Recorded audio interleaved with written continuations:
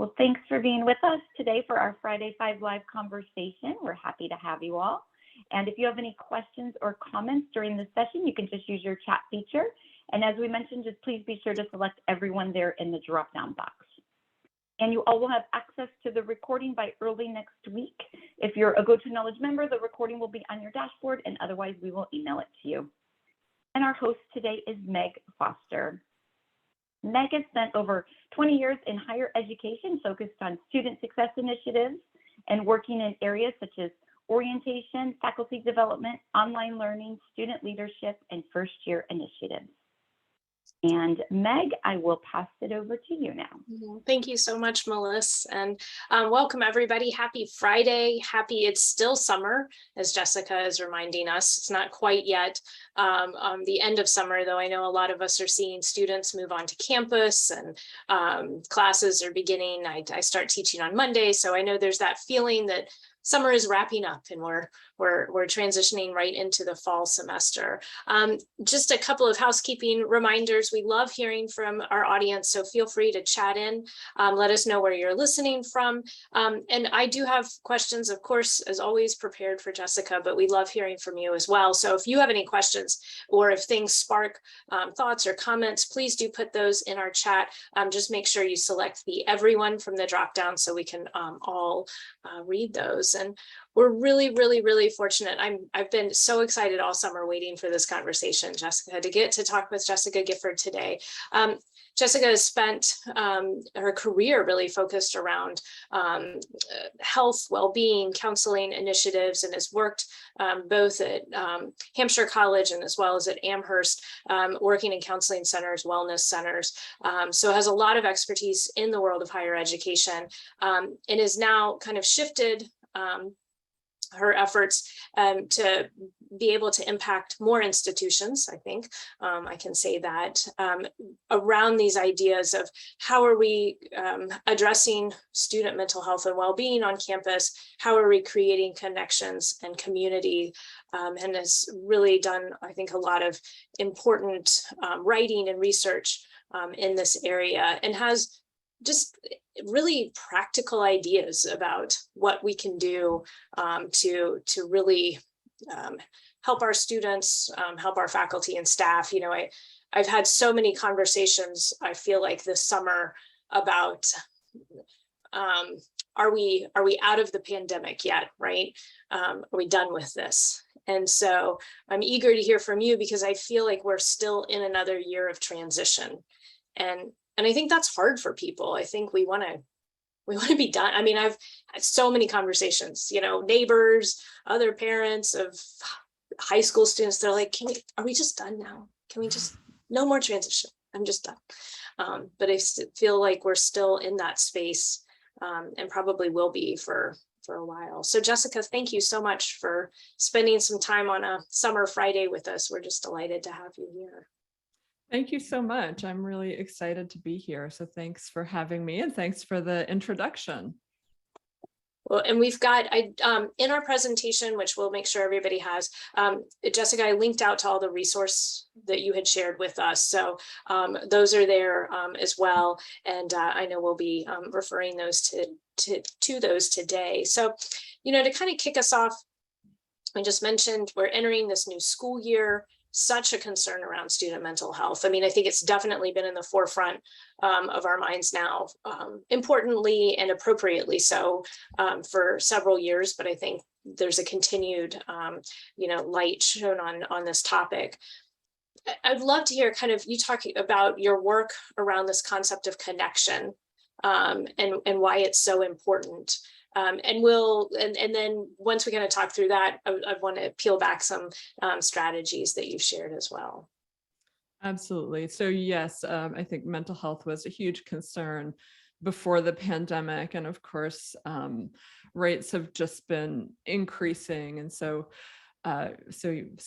yes, we really need to have strategies to address it, and not just on an individual level, but on a kind of a larger student body level. So I started out my social work career doing clinical counseling work and had some very intense jobs working with adolescents. My last one was at an inpatient psychiatric hospital. And I basically burnt out after about 5 years, and then was really fortunate to get a job at Hampshire College as the director of wellness. So I really started shifting from support to thinking more preventatively, and also thinking about like, what are some large scale strategies to improve mental health and well-being.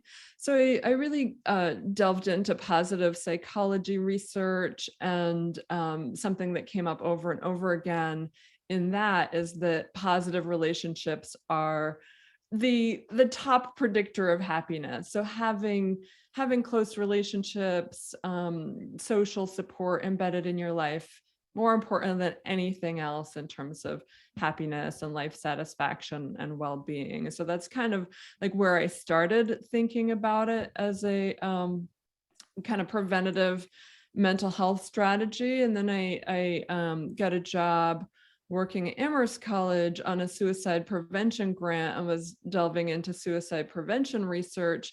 And again, social connectedness came up as the number one protective factor for suicide risk. And so having positive relationships helps to protect against depression and suicide. So I really started seeing connection as this kind of inflection point, that if we're able to move the needle on that, then it would have an impact on anxiety, on depression, suicide, things like retention and engagement. So that's when I really started to sort of double down on how do we help students build connection.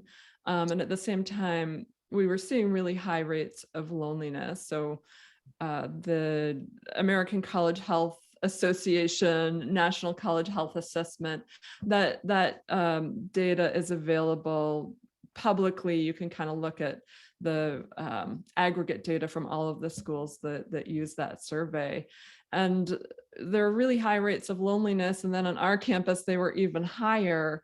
So I organized a bunch of focus groups to really delve into why are students feeling disconnected, what's working to help build connection, what's not working, just to get a deeper understanding. And then from some of the themes that really helped to inform me developing the Project Connect program, which is it's a program where trained peer facilitators lead small groups of around 6 students through a curriculum that really just helps them get to know each other and develop friendships and have more meaningful interactions. So that was kind of my trajectory of just seeing connection as really important, both to happiness and positive mental health, and also really important in terms of preventing more negative mental health outcomes. And I know I've seen, lots of articles around peeling back the why behind the loneliness, but I'd be curious, sort of, what do you see as being the big things that are creating this really pervasive, I guess I think that's an okay word to use, sense of loneliness? Yeah, so definitely pervasive. I think right now the National College Health Assessment data, they're using the UCLA loneliness scale to assess loneliness. And about 55% of students are, like they say, it's positive for loneliness, but basically meeting the criteria for loneliness at the time of taking the survey. So essentially over half of the student body is feeling lonely at any given time. And even pre-pandemic, it was not much lower than that. So definitely pervasive, and not just for college students, but I think throughout our culture, but particularly for Gen Z and millennials. So the why is I don't think there's like one single answer. I think it's complex, and there's a lot of factors that contribute. Definitely technology has an impact that more of our interactions have moved online, or through text, through social media. And so those tend to be much quicker, more superficial interactions, and don't give us the same mental health benefits of having like longer, deeper face-to-face interactions. So technology is definitely a piece of the puzzle. I think also something I've been thinking about recently is a much bigger picture, looking at the human history of connection, and realizing that up until very recently, people lived in small communities, tribes, where they essentially were interacting with the same 100 or 200 people their entire lives, and really connection was built in. They sort of like knew people from childhood through adulthood. And so it's really only within the last couple 100 years that we've even had to develop this skill of like, how do we meet people and how do we make friends? And so that's like a very new skill in the history of human evolution, and people aren't really being taught how to do that. And so it's something we're figuring out as the landscape is changing a lot. So more people are living alone as opposed to in larger, families and multi-generational households. More people are moving around geographically a lot more, so they're not necessarily in the same communities that they grew up in. The whole technology piece, now the pandemic piece. So yeah, there's a lot, but I think I think there's still this idea of you put people together and then connection's just going to happen naturally, and that's not necessarily happening for a lot of people. And so I think providing some structures, some teaching some skills, providing some structures that facilitate that happening is really important. And it is interesting to think about. I was a history major, so I love that you brought in this historical context. And I read a book recently about this concept of living, I think it's titled Tribe. That's a pretty interesting look at how the influence of these small communities, right, where we're Yes. very connected to one another.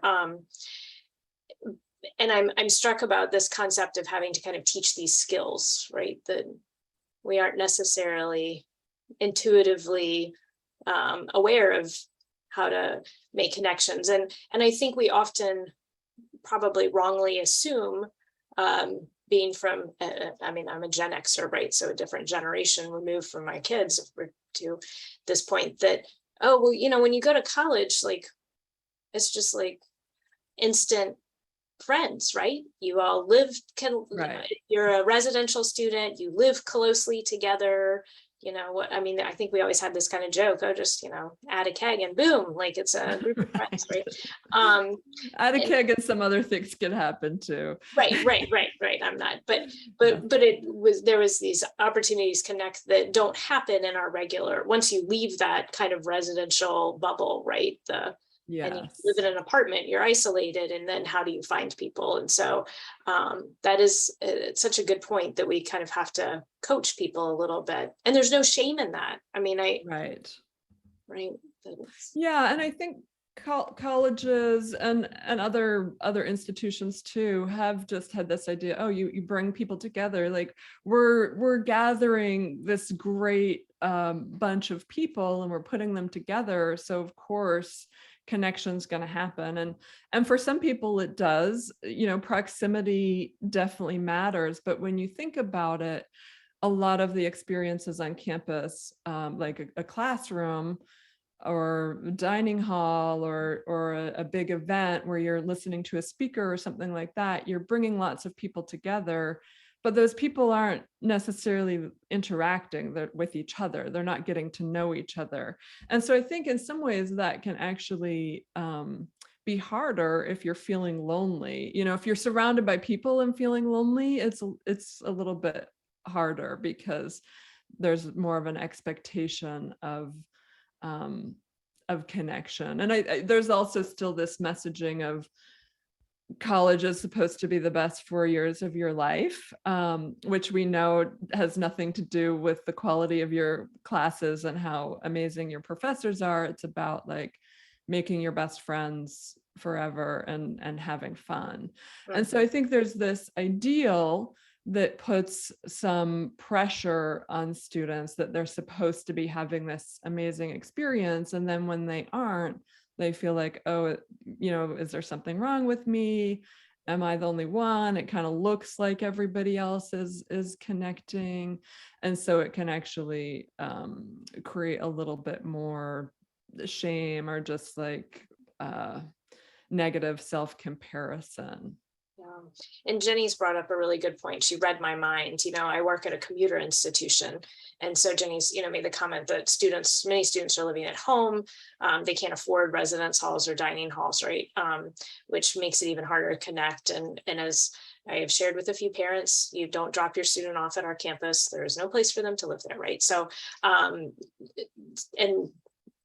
if you're, I remember one of, our early textbooks that I used in my first year experience class talked about the PCP connection, parking lot, class, parking lot, that students would just go from one to the other, and then that was it. And so there wasn't that space because you went, you sat in class, you learned, you got up, you went to your car and you left. So, so that's a beautiful, I think, transition into this idea of, you know, you've talked about peer educators, but sort of these strategies that you've come up with to really help students make connections, be they at, you know, for your traditional residential kind of institutions or at institutions where they're commuting. Yeah, I think for people particularly who aren't naturally extroverted, having a structure that helps to facilitate that is really important. So it's not just like go forth, mingle, you know, like find your people. You know, for people who might feel socially anxious or awkward or introverted, that's really hard and uncomfortable to do. And I think that the pandemic has only increased social anxiety. And so having structures that students can opt into, you know, programs like Project Connect, and also finding ways to like build in little connection points into the classroom or into student organizations or res life, so that it sort of becomes a little bit more part of the student experience. Are there things that you suggest, and this kind of is that next question, you know, do faculty and staff need special training to facilitate connections? I'm thinking, you know, what are a lot of what I teach in my first year experience class is not rocket, and I tell them it's not rocket science. Like the research I've done shows me that students who make connections are more likely to stay enrolled and be successful.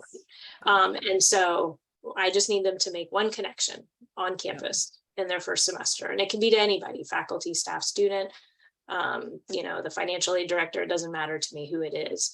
But to be able to identify kind of their connection point.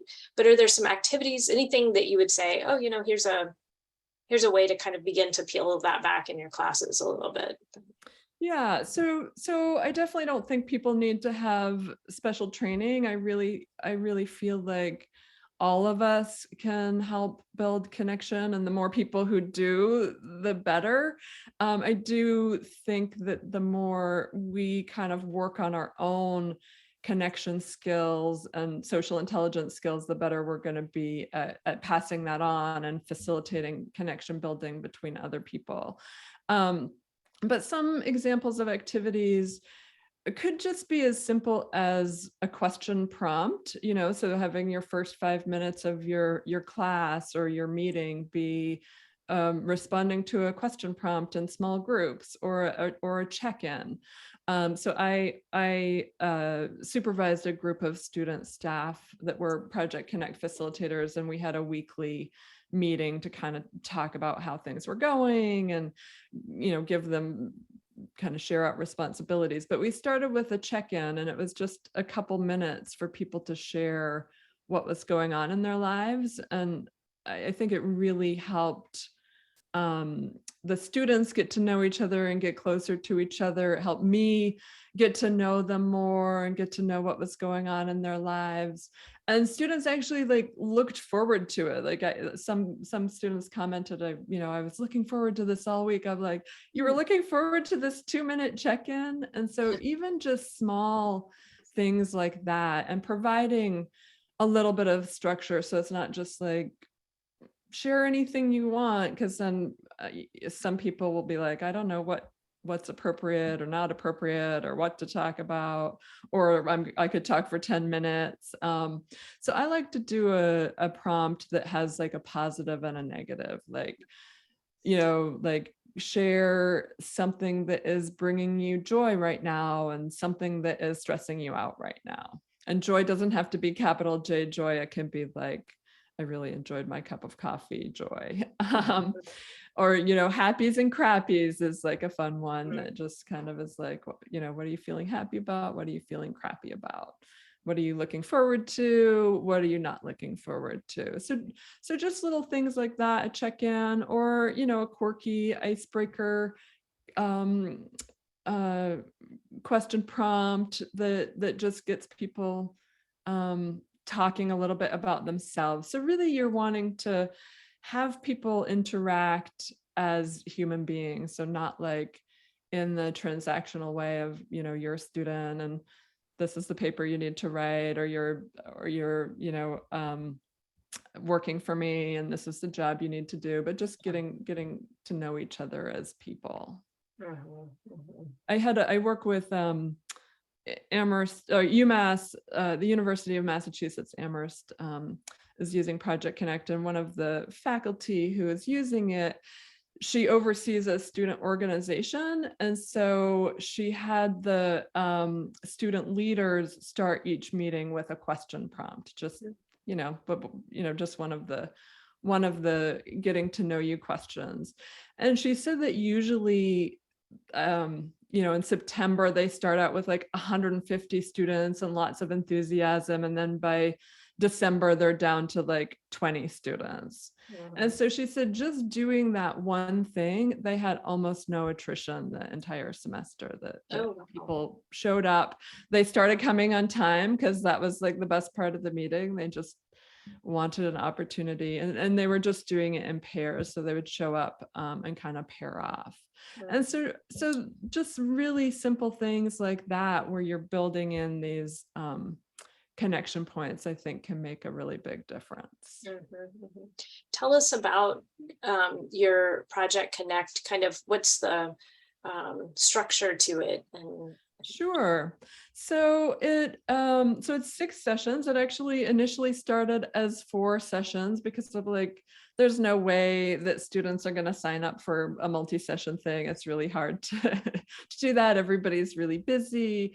And then the feedback the first time was like, we want more. So it's gone from 4 sessions to 5 sessions and now 6 sessions. And so the first 3 sessions are mostly very conversational based. So there's a series of question prompts that they go through for the first 3 sessions, and it gradually they start kind of fun and light, like if you had to perform in a talent show, what would you do, things like that. And then they get progressively deeper. So it's sort of providing some scaffolding for students to share a little bit more, be a little bit more vulnerable. And there's like a pretty significant body of research that shows that really helps facilitate closeness and really accelerate people getting close to each other. So that's the first 3 sessions, along with some introductions and icebreaker activities and stuff like that, but it's primarily conversation.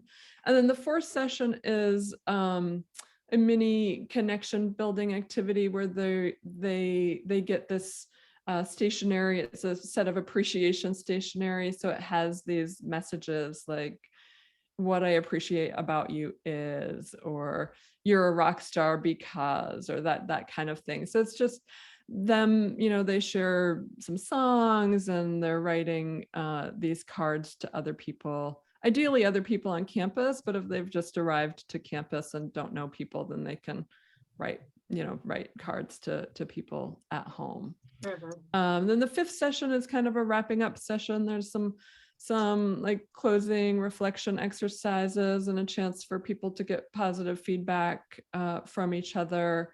And the sixth session is very flexible reunion. So it's something that they plan.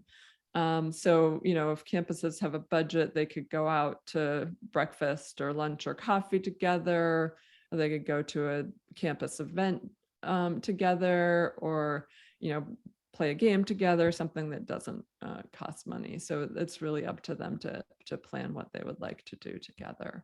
So that's what it looks like. And the feedback has been, really, I did this for 2 years at Amherst College, and I was in higher ed for 15 years and did lots of programs, and some were successful and some were like, people said they wanted this and I put so much work in, and then like 5 people showed up. What's happening? So this really had a really strong positive response that I felt like, wow, this is, I'm kind of onto something, and there's a really high need for it. And so that's why it's like, okay, I'm leaving my secure job and gonna work on this full time. So it's been really exciting to see it grow. There's over 50 campuses now that are using the program. So, and are they using it? Tell me, like, I kind of naturally think of like residence halls as being a space, but where are kind of some other places that folks are implementing? Yeah, so it's really, it really varies. Like some campuses have their counseling center or their health education wellness departments who are running the program, and they're just kind of offering it campus wide to any students who want to opt in. Other campuses are embedding it in their orientation programs.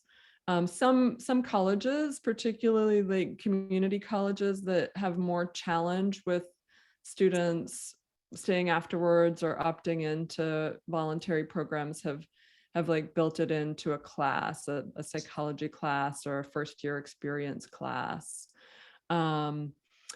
Res Life is another area. So yeah, there's different kind of depending on where the needs are and the student body, it can really be tailored to kind of plug in different areas. Oh, that's awesome. As I'm taking notes, I'm thinking about, how can I, incorporate this more intentionally, right? Yeah. My own class, and making sure, because that's certainly one of the things that I've seen be very different, having worked in small residential colleges and working in large commuter institutions, that I miss the days where I could like walk on the soccer field and find my student who we had identified we were concerned about, it, not grab them, but shepherd them into right. Whatever program we needed to connect them with, versus now we're having to be a little bit more intentional in some different ways with regarding making those connections and getting students plugged in. And we've talked a lot at our institution about those intentional connection points happening more than just in that first couple of weeks of school, that they need those continuing kind of opportunities to connect. So I love the concept of a reunion, right? Because it gives you yet another touch point. Yeah, and finding ways. I think it's great, when you're offering kind of opt-in opportunities, but definitely in my experience on campus, there were so many things going on, so many things for students to sign up for, and it can be overwhelming. And so a lot of times programs wouldn't always be meeting the people who need them the Mm. most. And so I really like when campuses are able to build, to build it in, like to build it in as part of orientation, build it in, make it a universal experience, build it into classrooms and so on, so that, so that it normalizes it. Everybody is receiving it, and it kind of signifies that the college really values connection. So even if you're just building in like a short question prompt, 5 minutes at the beginning of a class or of a team meeting or group business meeting, I think employees also are struggling with a lot of the same things, and we focus a lot on student mental health and well-being, but I think there's ways that we could be kind of building this in for employees also. Well, and that's a nice transition to that last question. We've experienced staff and faculty burnout. I mean, it is the Chronicle of Higher Education has discussed it extensively. There are some, Facebook groups, expats of student affairs. Sometimes is a painful one to read. So and I've personally experienced wonderful folks who are leaving our profession, and so I feel like your concept of connection really resonates with the faculty and staff experience too. And I know you'd shared the happies and crappies, and I've got to share, if you've not signed up for Jessica's newsletter, please do so. It is amazing, and every week it shows up and I learn something new, and something I can apply with my students who I teach and the students at my dining room table. So we think happies and crappies is hilarious at our house. And it's just enough humor that it gets us going, right? Yes. It makes it light, and it's sort of like, rather than asking, so how was your day? Right. It's like, oh, how was my day? And when you're 13 years old and your mom says crappy, I mean, it's kind of funny, right? So yes, I was also doing a training with high school and middle school teachers, so they were sort of saying the same thing, like, oh, the teacher just said crappy. Right, and it unleashes that they can then talk, so, and yes. We've had a question about how we can sign up for the newsletter, so I know. So thank you for the newsletter plug. There's actually like the link to download for people who want to download the 6 essential strategies for creating connection. That will kind of give you a PDF download, and it will actually automatically sign you up for my newsletter as well. So where are people able to sign up for that? I know you had put it, I think, on the registration site. Yeah, and I think these all hyperlink in our. Okay, perfect. Yeah. So and actually, if you just go to the Project Connect website, like in the footer, there's a button to sign up for the newsletter. If you scroll all the way down the page, there should be a button to sign up, like all the way down, all the way. Continuing.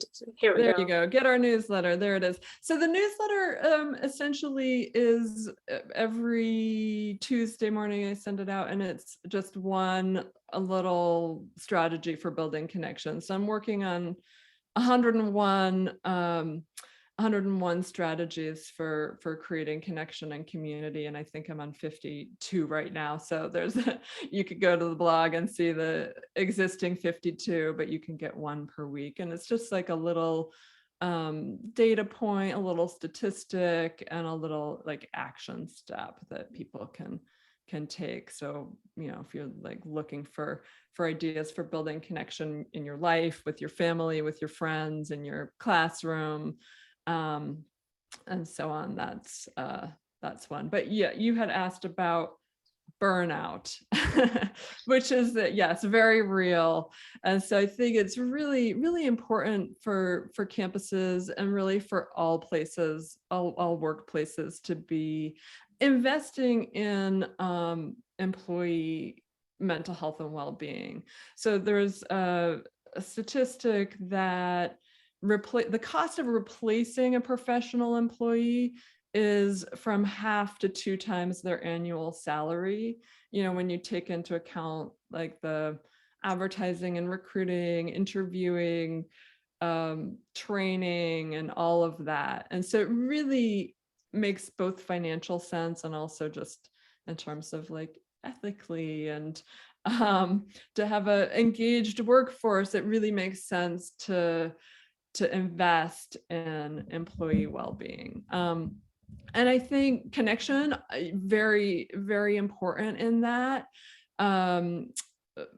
Liking your coworkers, liking and feeling connected to your coworkers is the top predictor of job satisfaction. So when you think back over your own work history, the jobs that you felt like you belonged or you felt close with your coworkers probably had a really different feeling than jobs where you felt disconnected from your coworkers.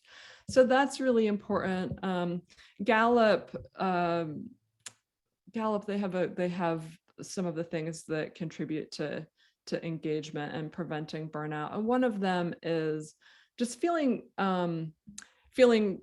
recognized within the last 7 days. So building connection by just sharing like recognition, noticing, especially if you're in a supervisor or manager position, on a frequent basis, like noticing people's contributions, valuing people's contributions. And also one of the other things on that list is feeling like somebody at work cares about you as a person, sort of outside of your job and what you're doing. And so building connection, I think, is a really important strategy. And I'm really excited. I've been doing Project Connect with employees. So Bowdoin launched an initiative with their student affairs staff, and now they've expanded it to the whole college, and that's been going really well. And a couple of other colleges have also done programs with employees. So that's really exciting to me. And I think participants really like the opportunity to meet people across departments and to, again, like get to know each other as people. Obviously, connection is not going to solve burnout in and of itself. I think it is a really important strategy. And at the same time, campuses have to address what is contributing. Like for many people, that might be unmanageable workload. That can be a really complex issue to address, but thinking about how do we make the work more sustainable, giving people some agency around how they do their jobs. So, even when they have stressful jobs, the more people have a sense of control over how they complete those responsibilities is gonna go a long way. So if people are feeling micromanaged or really kind of trapped in some like rigid ways of doing things, then that can contribute to burnout. And also equity issues are huge in terms of burnout, like people feeling like their workplace is safe, kind of bottom line. Like everybody needs to feel that their workplace is safe, but also that they're being valued, that they have access to resources, and that there's some equity and fairness in how that's happening. So those are some of the things. So I think it's really important both to address the contributing factors, which can be kind of a long-term thing and requires administrative support. And then there's at the same time, we can build employee connection, work on stress reduction and resiliency skills to kind of help manage that and make it a better place to work, kind of provide a little bit more of a buffer, some protection from the stressors. Mm-hmm. Does that make sense? Yeah, and that's such, I think it's such important insight. I know we've talked on this podcast before about how the work that we've really done in the last couple of years has often felt very transactional, like learning felt very transactional, our work felt very transactional. And when when you're in that space, I feel like we've all been part of some great psychological study, right? For an extended period of time, you have lost those connections, and because it's, well, we got to do this. And done, check, move on to the next thing. And then you think about people who actually started during the pandemic and like were working remotely from their first day of work, and didn't have a chance to see people in person and get to know each other in those more informal ways. Right. We've had a question from Kimberly about what are the main differences between the Resiliency Skills Training Workbook and 4 Weeks to Wellness. So actually, 4 Weeks to Wellness is an old name. So the Resiliency Skills Training Workbook is essentially the 4 Weeks to Wellness. They're the same. I just changed the name, and that is a different program from Project Connect. So Project Connect is about facilitating connection, building relationships, and the Resiliency Skills Training is more short activities to reduce stress and build resilience, build well-being. And so it kind of covers social connection, but it also covers like developing more meaning and purpose, physical health, kind of emotion regulation skills, things like that. It's that was sort of I remember purchasing the I can see it right here. It's right here in front of me. Resiliency Skills, a training workbook, like on summer break, like at the beach, and I ordered. I was like, oh, I need this with my students, and it's yes. And the activities, like these are all things that could be done in under 10 minutes because we're all, strapped for time. And so the best activity, the best thing you can do for your own well-being is something that you actually follow through on. So if you're like, I'm gonna meditate for an hour a day, that's a very daunting task. But if you're like, I'm gonna go outside and like get out in the morning for 5 minutes a day and get some sunlight and be in nature, then if that's something that you're going to follow through on, that's going to have much more impact. So I want to just create things that are manageable and create like a broad range so that people find strategies that fit what they like and need. Right. And such good advice that it's what works for you, because I do feel like we often feel sort of, oh, well, this is the right way to manage stress, or the right way to, I teach time management with my students, right? Manage all the tasks. And I'm like, no, it's the one that's going to work for you. Right. I'll produce different strategies, but ultimately, if you're not going to adopt it, it's not going to, you need to figure out what will make a difference in your life. Yes. Yeah. And I think sometimes that, some of this wellness stuff can be another should, like I should be exercising more, I should be meditating, I should be eating better. And those aren't that helpful. Like if you're just like beating yourself up about not being well, is not going to make you feel better. Right. As a former colleague would say, stop shooting on yourself. So yes, exactly. Yes. Yeah.